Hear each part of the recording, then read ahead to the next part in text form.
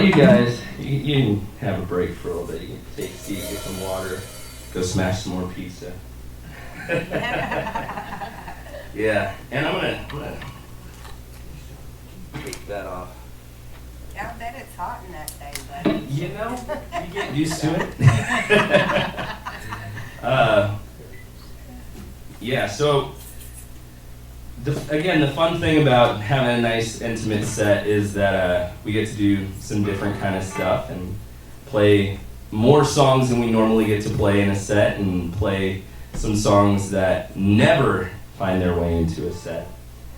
And as much as the Pendragon story and all this stuff is this sci-fi western end of the world parable, you can't help but infuse it with your own experiences and your own story. And so as I've been writing this, it's been just a journey, and I've been growing and processing. And so the end of the story doesn't change, because the end of the story doesn't change. But all the things that I thought were going to happen in the middle have changed. The whole Castle Lost Hope album was a total detour. I didn't even I was like 1, 2, 3. It's going to be a trilogy. These are the spots.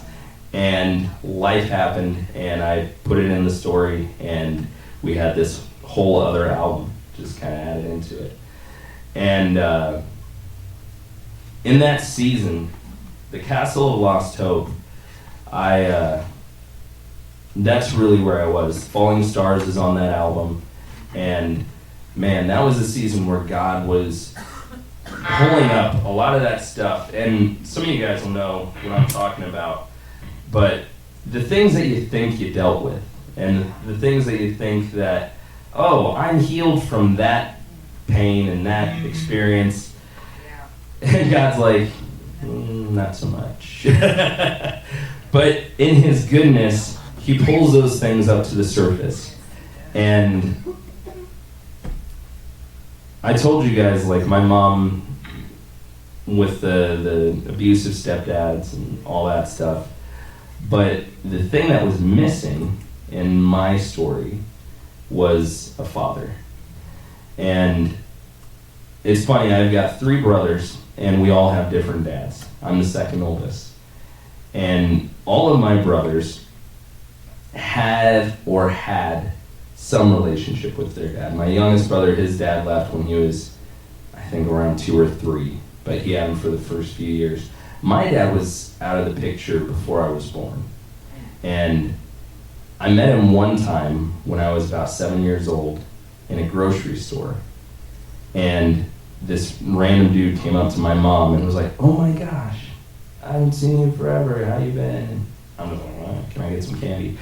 And he was like, Is this Jerrod?" And she's like, "Yeah, this is Jerrod." And he goes, Hi, Jerrod, nice to meet you." And I was like, "Okay." And then we leave, and we get in the car, and my mom turns back to me. He was talking to her for a bit. I was not paying attention. But we get in the car, and my mom turns back to me, and she said, "Hey, that guy that we met in there is your dad." And I was like, weird. But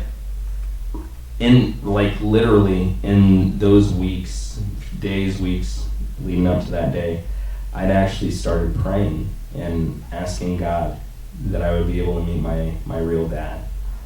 And my mom heard me. I was praying at my bed and stuff before I went to sleep, and I was 7. And you know how moms do, they creep up. And, you all know. Yeah.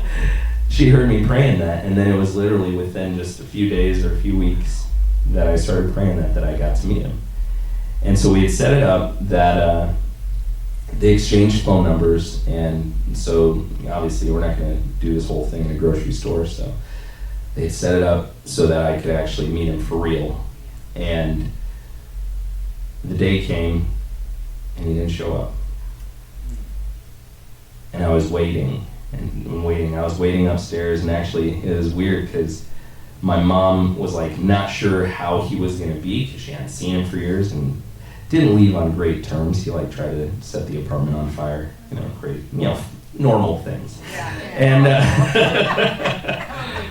Yeah, and so she actually had my older brother's dad come over, kind of just to keep things safe. So it's like, well, my older brother's dad is here, and we're gonna meet my dad, and then he never shows up. And I was like, sweet.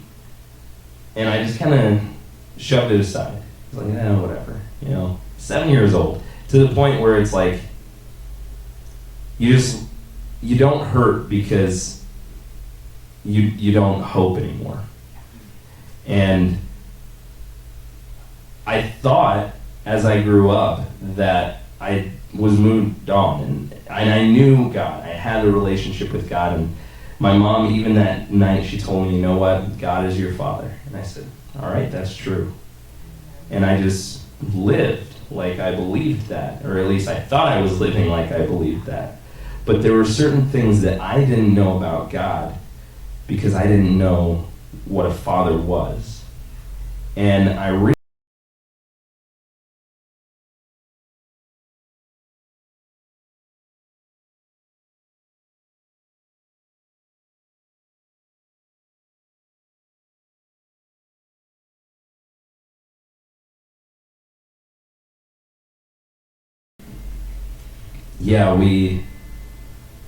we just don't realize the things that we're missing because we don't know. You just don't know what you don't know. And so there was a moment in time where all of a sudden I realized, like, I don't know God the way that I thought I knew God. And it was 14 years ago when our new drummer was born. And I held him, and he was sick for the first few weeks, and so he was in the NICU, and they had all these lines running. He had to get a PICC line, and just, it was terrible. He had IVs, and just, like, literally syringes stuck into his head and in his chest, and it was terrible. I'm just holding this kid. And all of a sudden, I was like, I don't know God the way that I thought I did, because I look at this kid and there's nothing that I wouldn't do for him. And he's my father. And so I was wrestling with that for a couple of years, just trying to figure out, like, what it meant. And I recognized, like, the way that I was relating with God up to that point was like he's my father, but more like a stepfather. And through the lens, through the paradigm that I had always grown up with. And it was crazy because I just devoted my life to him. And I fully believed that God would answer prayers. He would do miracles. He would save people. And it was like he would do all the things that he says. And I was fully convinced to the point where it's like I was evangelizing from the time I was a little kid. But I started to pick up this weird thing on the side where it's like he'll do that for everyone else, and he'll even use me to do it.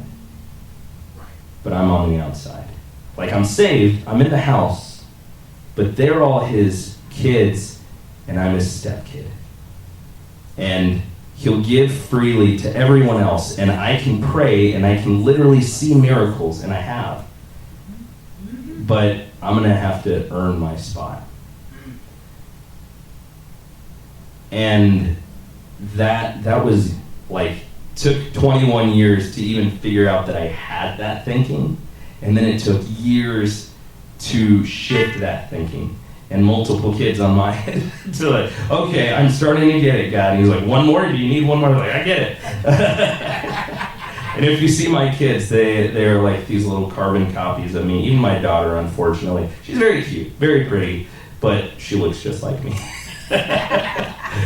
But God, through my kids, showed me something different.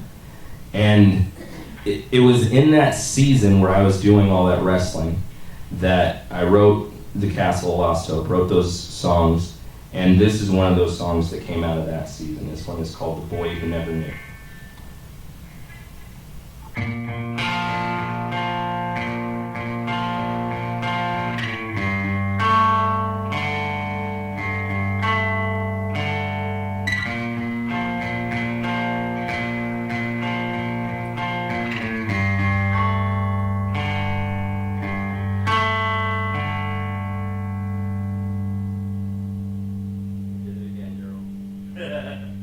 last night I played this song and I totally had a brain fart and forgot the words. And I did it again. My mom helped me yesterday. I don't know the song. Daryl. I don't either.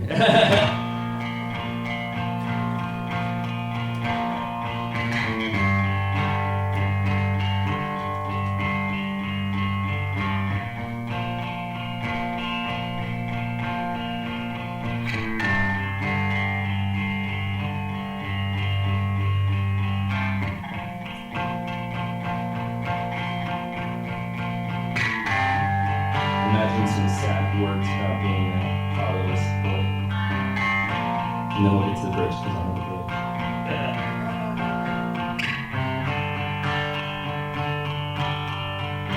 Cause there's no one else who will hold you up. And there's no one left when you're down.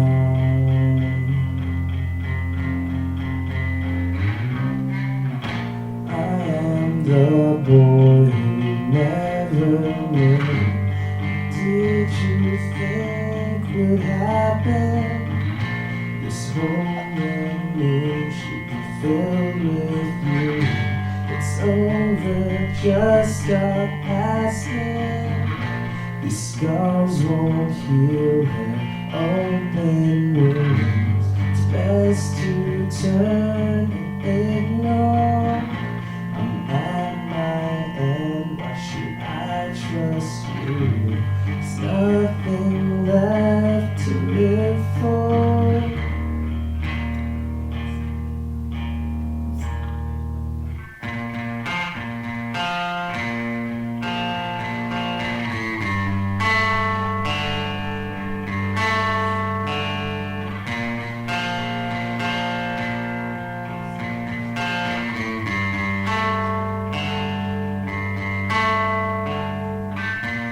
Now I'm full of doubt and shadows in my mind. I'm still a man just trying to stand inside on the boy you left behind. Cause there's no one else who will hold you up. And there's no one left when you're down. If it's far along, even though it's sun, why would anyone want him around?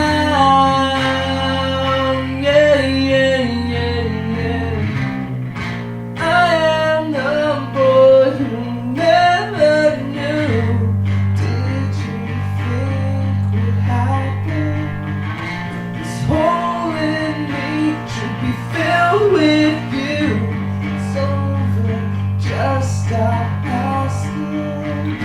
The scars won't heal their open wounds. It's best to turn and ignore.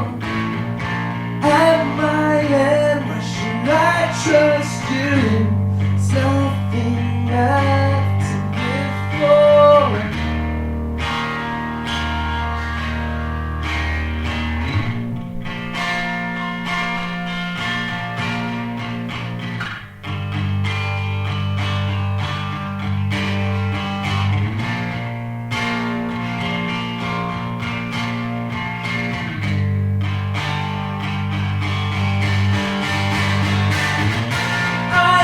The boy who never knew.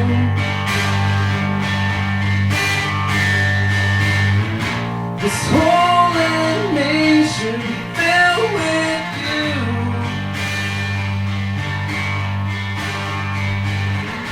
These scars won't heal that open wounds and make you look like never before. I'm at my end. Why should I trust you? Far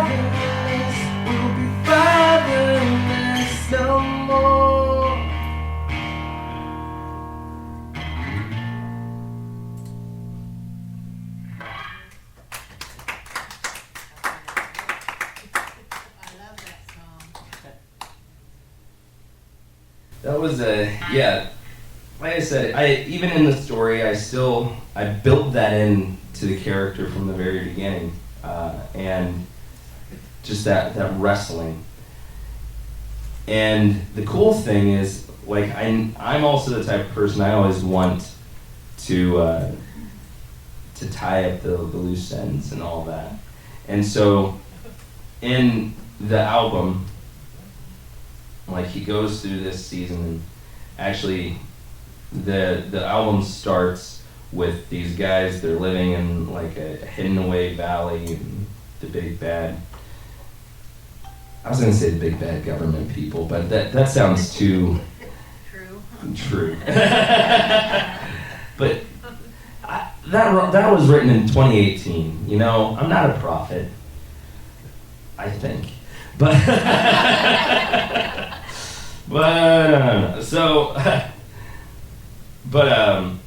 yeah, they find them and they kidnap the wives and children. I was really inspired by the story of David, when the people come in and kidnap their families, and all his army turns against him.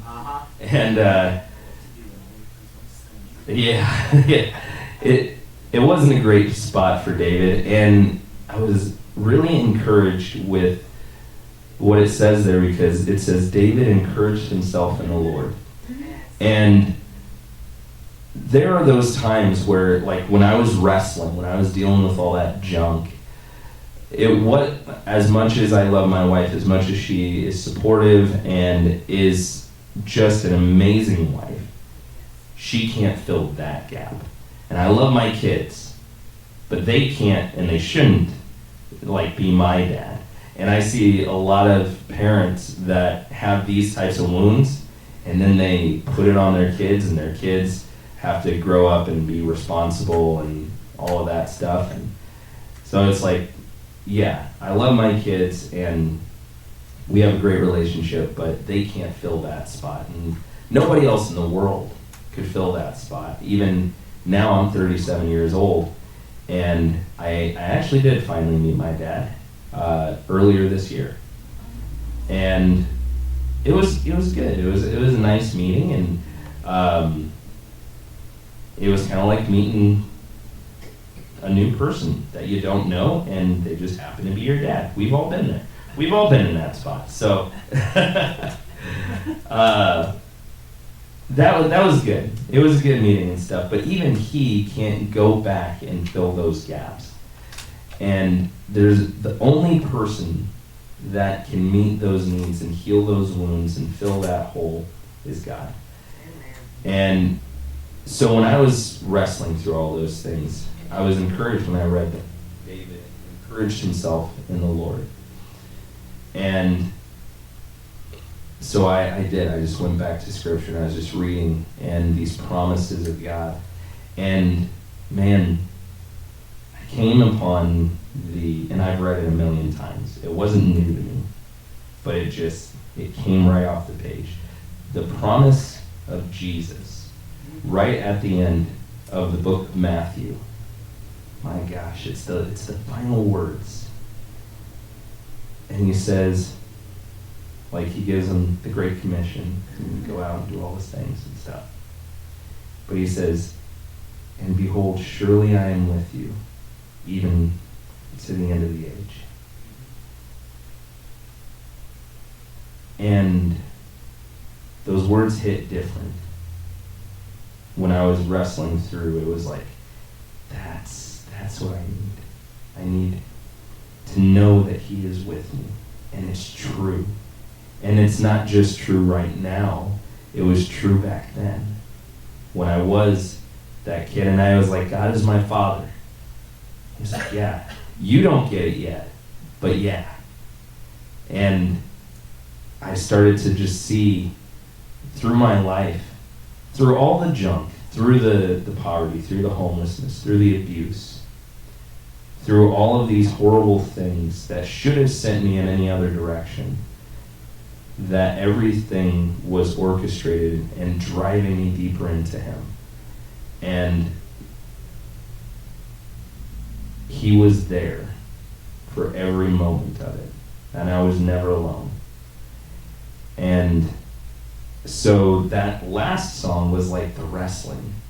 And then this next song was the resolve, was this is the truth. Like all of those lies, that last song, there's two vocal parts there. There's like my line, and then there's this other line that's, it's best to turn and ignore, you know, what, there's nothing left to live for. Those are the lies. Those are the agreements that we make internally, and sometimes we're not even conscious of. But it's like you're asking the questions, and there's always those agreements that are just sitting there. It's bait. It's like, what else? And so that last song was the wrestling and fighting those lies. And then this song is replacing the lies with truth, and it's the voice of Christ just speaking to me. And so in the story, they go out, they try to save their families, and they get captured. They get thrown into the dungeon of the Castle of Lost Hope, and they find their wives and kids though, so that's nice, but they're all in the dungeon together. And when there's just no hope left, God literally, like he thinks he's dreaming it, and God just steps into the room, and the shackles come off, and he just walks him out. And you know, I plagiarized because that was Peter, you know, but I think God's okay with that. But he just walks out, and he like thinks he's in a vision, and gets outside and looks around, and they're all there, and they're all outside, and they've been freed. And while he's walking, this is what God was speaking to him. So this song is called "Surely I'm With You." And if you reach for my hand, I won't let go. I won't let go. Let go. I will fight till the end to let you know that I won't let go. Let go.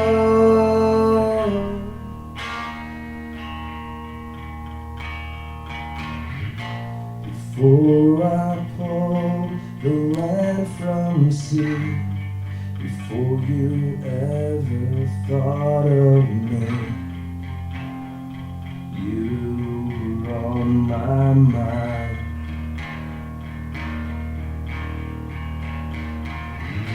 Through every bright stormy day and every hurt along the way, I was always there to find.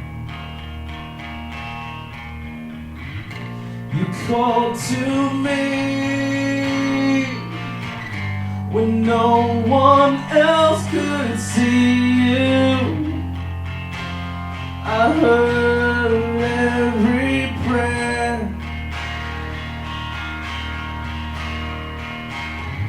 You searched for me,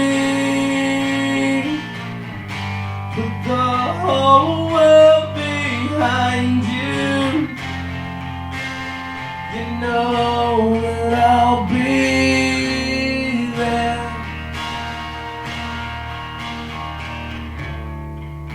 And when all around you is dark and all seems lost, when your heart is searching for me, when the sky opens, a new day will appear. You will see. And if you reach for my hand, I won't let go. I won't let go. Let go. I will fight till the end to let you know that I won't let go. Let go.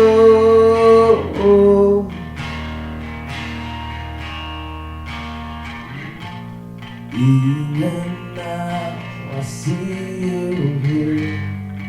trapped inside these walls of fear. Just know I'm at your side. This world will try to strip away all those things that made you great, make you forget that you are mine. I fashioned you inside your mother's womb. I knit you with my hand. You've come so far, and still so far to go. I'm with you till the end.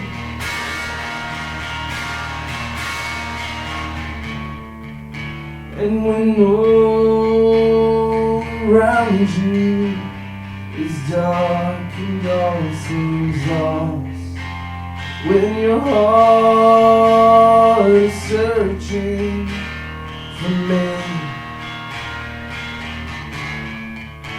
when the sky opens, a new day will appear. You will see.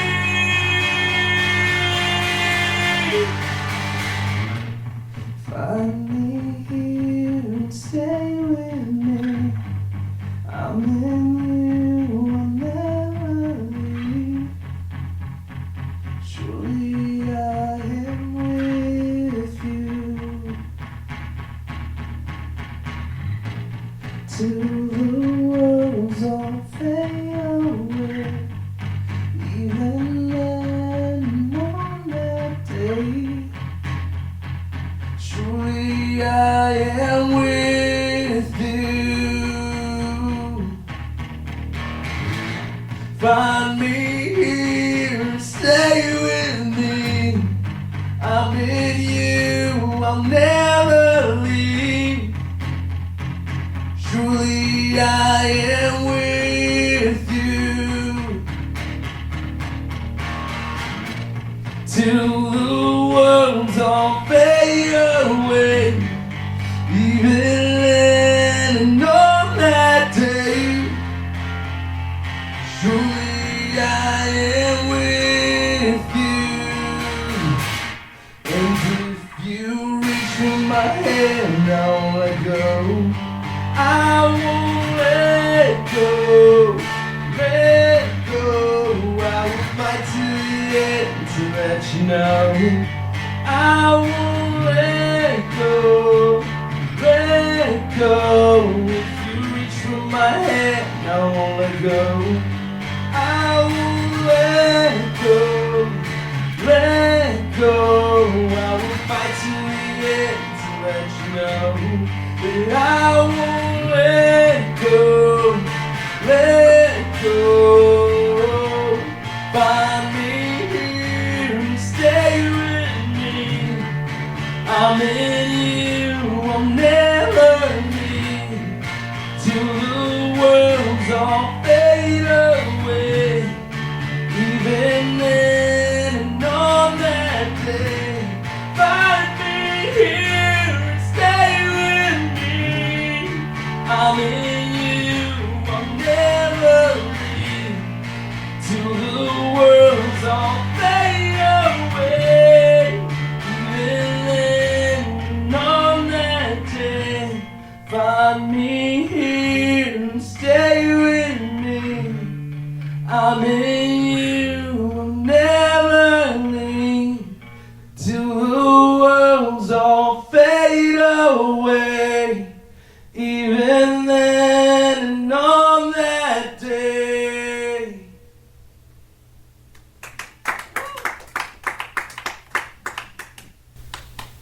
Absolutely beautiful. Beautiful. Thank you. So I think before I bring the guys back up,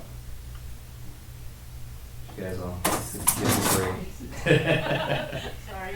Before I bring the guys back up, I just want to take a moment where we can worship together. And this next song is one that you guys probably have never heard. It's on the very first album on that one that's just streaming. And I wrote it because I wanted something that we could play that people could join in with us. They could sing with us. And so I wanted it to be real easy. And so the chorus is just, oh, oh, oh, oh, oh, oh, you're breathing life in me, oh, oh, oh, oh, oh, oh, oh, you're breathing life in me. So, just a few words. But yeah, you'll hear it a few times, and by the end you'll be able to sing right along with moves.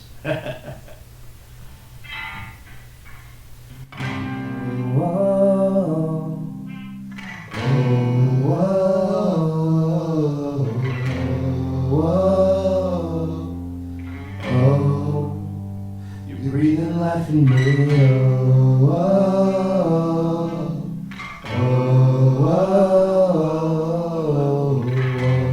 oh, oh, oh, you're breathing life in me.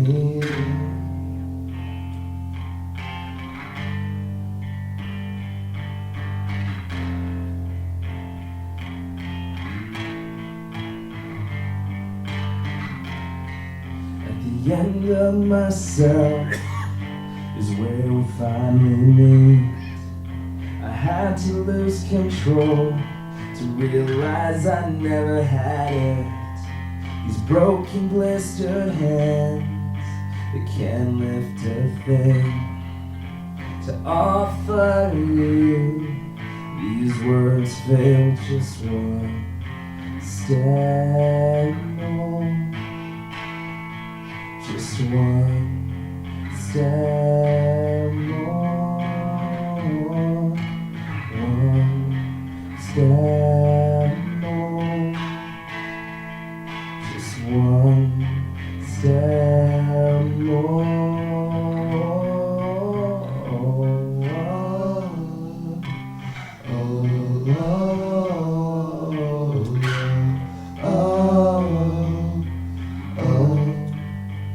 Breathing life in me, oh, oh, oh, oh,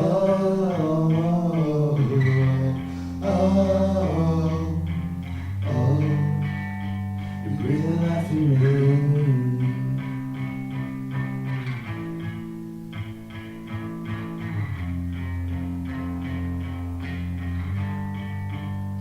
You're breathing life in me.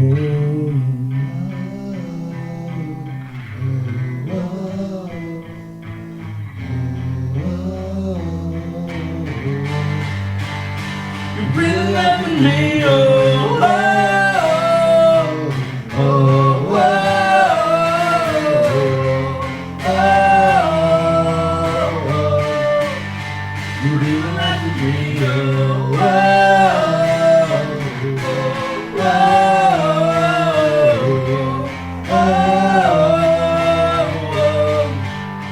you're breathing life in me, oh.